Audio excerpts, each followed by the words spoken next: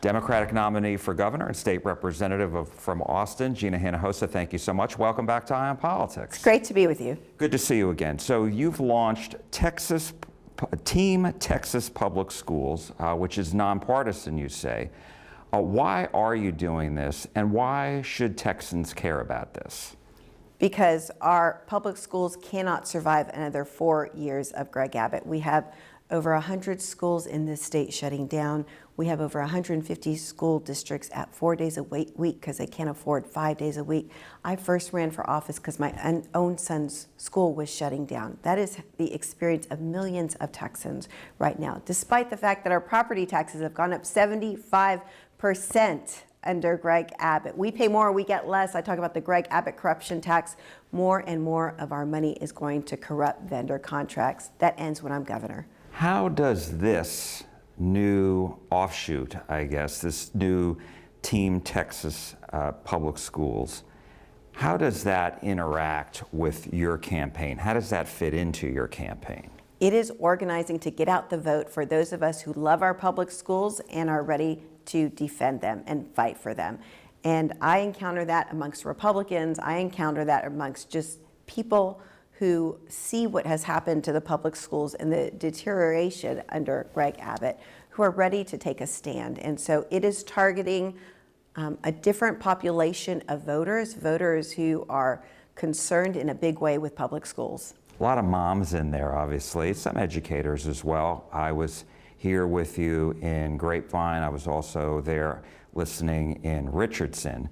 And there was a Republican in there. And I'm wondering, is this, because you said we have our partisan disagreements, but what you're trying to do is bring everybody together who feels the same about public schools, regardless of party. And so I'm wondering, is this a schools first agenda? And is this your number one issue that you're really banking your whole campaign on? It is quite literally a schools first agenda. It is the number one priority in my American Dream agenda. We fight for our public schools because they're important to our kids and our community and our state, but we also fight for our public schools because they're essential to the American Dream. They are the gateway to the American Dream. They tell every Texas child you can be anything you want to be if you put in the work. And so, yes, it is the number one priority on our agenda. Are there enough, do you think you've struck a nerve with enough Republicans to join Democrats, who are obviously going to vote for you, and some independents too?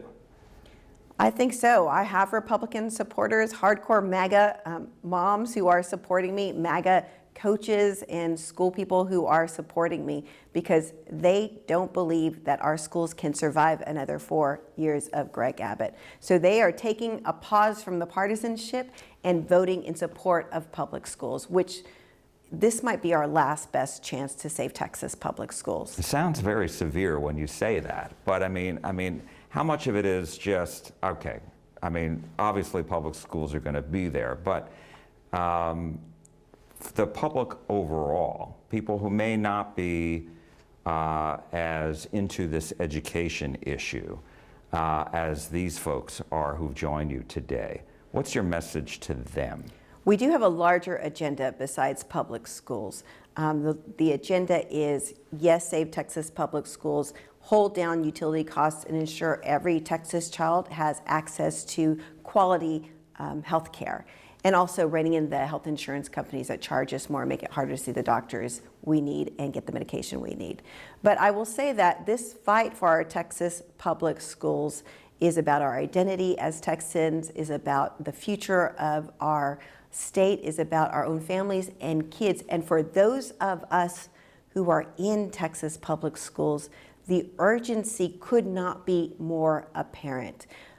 There are people who aren't in public schools who may not realize it, but for everybody I know who is in Texas public schools, when I say this might be our last best chance, they get it. Last year, the state legislature, as you know, increased public education funding, $8.5 billion in new money. And Republicans who've heard you and other Democrats criticized, saying it's not enough. They say, well, that's always what it is with Democrats. It's never enough. And so what do you say to that? What do you say to those who say they always complain it's never enough money, even though we just gave them $8.5 billion in new money? When that money is going to prop up their corporate friends, no, it's not enough for the classroom. We are putting the money in the wrong places. So here is my plan. My plan is on day one, I will fire Mike Morath, the Texas Education Commissioner, and put an educator in that position. Our kids deserve that much. To pause the A through F accountability system that is rigged and uses a deeply flawed and rigged test to make decisions about our schools and our kids and our school districts. We need an accountability system that is going to be real. We crave accountability for our schools, those of us who support our schools, but we need meaningful accountability. What we have right now is not that. And to wipe clean all the corrupt vendor contracts and use that money. Because you're right, there's a lot of money that is being collected by the state in property taxes, because even though we're not supposed to have a statewide property tax, we essentially do when you think about recapture, Robin Hood, all the money we send to the state. To wipe clean all the corrupt vendor contracts and use that money to pay teachers their worth. It's a back to basics approach. So what does a real accountability system look like versus a rigged? Because I'm hearing that, I don't know what that means. That's right, a lot of people don't. Right now, we have a STAR test that is created by the Texas Education Agency. Then after our kids take it, they decide what the failing score is going to be. So they move the goalpost after the game is over. Then they decide what the the consequences will be for our schools and our districts. They're too involved in all of the decisions. There's a conflict of interest. I voted for a bill, and 149 of us voted for a bill last session that would have been different. It would have had kids take a test that other states take, so we can get true measure of the progress that our kids are making, and it measures progress as well. And it compares how our kids perform with how kids in other states perform. It takes power away from the governor, and that's why he sent the message that it could not pass the legislature overall. And so we got what we have now, which is more state-mandated, TEA-created STAR testing. So you're saying just use a standardized test that many other states use to take the politics out? Is that what I'm hearing? Let's take the politics out. Let's make sure that we are measuring what matters. There is more that is problematic with the A through F accountability system. We have schools being compared to schools that are not like schools, schools that are being compared to choice schools, to neighborhood schools. There is a lot. It's going to take more than this interview to go through those things. What I will do is pause the A through F accountability system and call on the legislature to deliver a bill that gets it right. And one that would use the standardized tests from other states.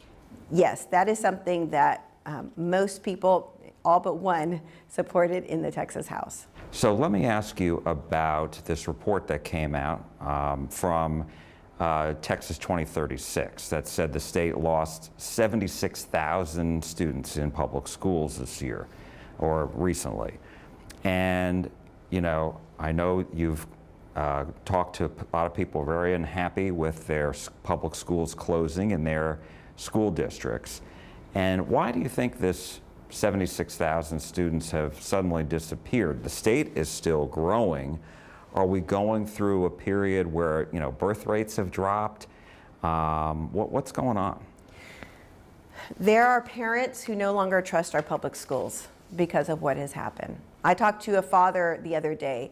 His school is shutting down, and so he's just going to start a pod with some of the teachers who are in that school. There are parents who walk away because there's too much focus on the STAR test, and now there will be more focus on the STAR test with Greg Abbott's new enhanced STAR test.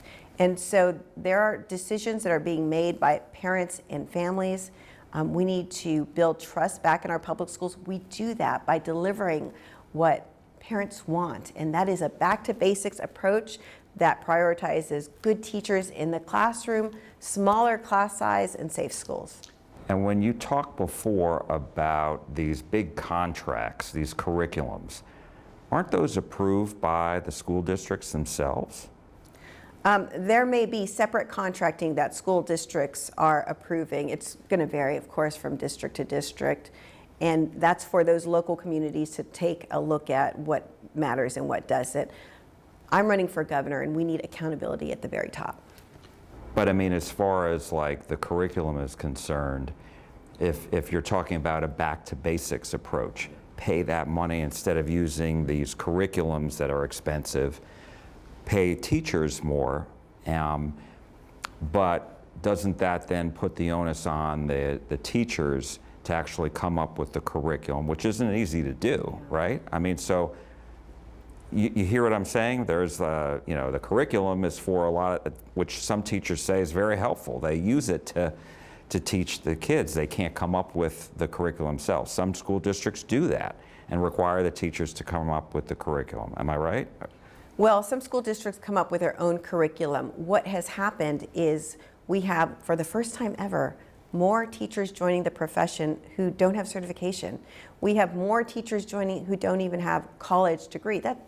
We need to make sure we go back to qualified, trained teachers who know and love their job. They exist in the state of Texas. Too many have fled the classroom when Greg Abbott turned his back on Texas public schools. So let's talk about some other issues real quick while I have you here. You brought up before the health care, and you brought it up at Talarico's rally in Plano last week. You said, "I will guarantee health care to every single Texas child." How are you going to pay for that? Well, so there's this thing called expanding Medicaid.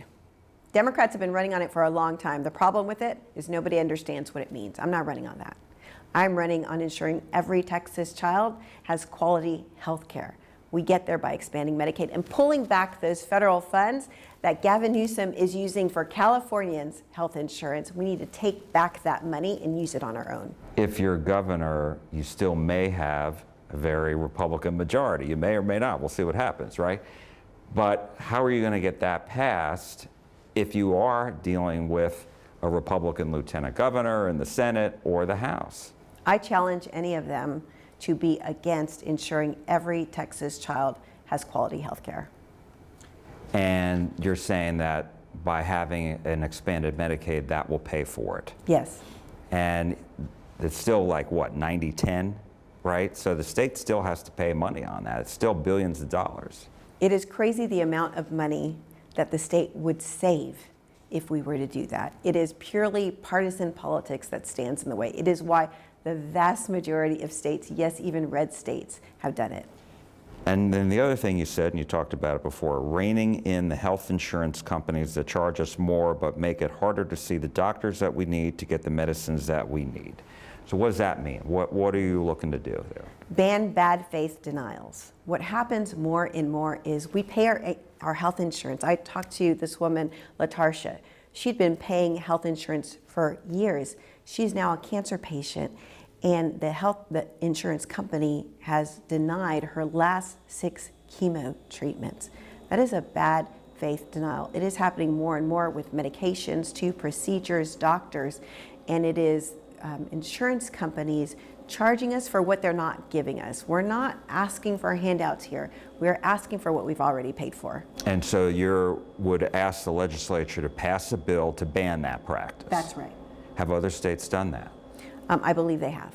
And let me ask you, the governor's campaign has put out various different things about your record and other Democrats' record. They've said that you and other Texas Democratic lawmakers voted against border security funding. You voted to allow transgender athletes in women's sports. You voted against a bill banning gender modifications for minors, and you supported DEI in public universities. What do you say to that? Texans are tired of fighting the culture wars. Greg Abbott is masterful at the sleight of hand. With one hand, he distracts us with culture wars. With the other, he takes our money. Texans have wised up. We're not doing that anymore. We are going to have a governor who cares and invests in Texans and stops taking our money for his billionaire friends. Well, what do you say to people who agree with the governor on that? Here's what I say. the culture wars, there will be differences. And the culture wars at this point are not what people are coming to me to say they need. What they are coming to me to say they need is they need their schools funded. They need to be able to take their kid to the doctor and know that they can afford it. They need to be able to afford gasoline. They need to be able to afford to put food on the table. They work full time and then some, and they want to be able to own their own home. Those are the real issues. Under Greg Abbott's leadership, we have the most people disconnected from their from their electricity of any other state. We have the most people without health insurance. We have the most children without health insurance. We have the most bankruptcies of any state. We have the first major American city to potentially run out of water. That is Greg Abbott's record. He owns it. He doesn't want to talk about it. He wants to talk about the culture wars. We're not talking about that anymore. Last question, and that is, you say that, and Texas is growing. It's the fastest growing state. All our metro areas growing. Jobs, companies relocating here. People are voting with their feet. So how can you say, on one hand, what you've said, and on the other, we're seeing it every day, just new people deciding to come to Texas can't be that bad. Look, there is no question that global corporations love Greg Abbott. He uses our taxpayer dollars to invest in those corporations, and then they hire people from elsewhere, not Texans. He's not investing in Texans, he's investing in corporations. We need to flip the script on that model and start putting our money into the people of Texas. It's our money. Right now we're paying into a system that is working against us. That ends when I'm governor. Democratic nominee for governor, Gina Hinojosa. Thank you so much. Thank you so much. Appreciate it.